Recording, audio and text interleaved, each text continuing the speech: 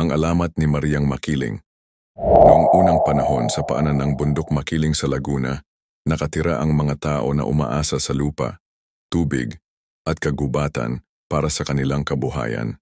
Ngunit higit sa lahat sila'y inaalagaan ng isang mahiwagang diwata na nagngangalang Maria.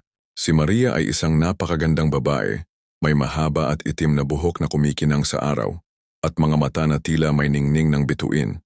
Mabait siya at mapagkawanggawa, nagbibigay ng pagkain, prutas at halamang gamot sa mga tao. Kapag may sakit, dinadala niya ang mga ito sa kanyang hardin at agad silang gumagaling. Sinasabi na si Maria ay umibig sa isang binatang magsasaka. Lagi niyang tinutulungan ito, binibigyan ng bigas, gulay at ginto upang hindi na maghirap ang pamilya nito. Ngunit dumating ang panahon na ang binata ay naakit sa yaman ng mga Kastila at iniwan si Maria para sa marangyang buhay. Nasaktan si Maria. Simula noon bihira na siyang makita ng mga tao. May mga kwento na minsan, makakakita ka ng mga bulaklak o prutas na iniwan sa landas.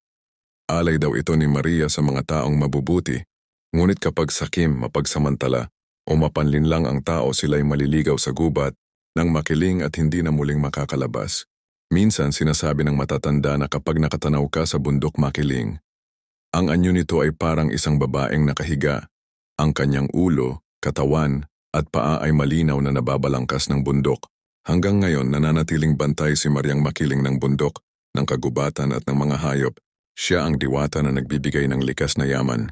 Ngunit parurusahan ang mga sakim at mapanira. Sabi nila kung ikaw ay aakyatong makiling ng may dalisay na puso, maaari mo pa ring masulyapan ang kanyang anino o maramdaman ang kanyang presensya. Aral ng alamat. Ang kalikasan ay dapat alagaan at pahalagahan sapagkat ito'y biyaya mula sa Diyos.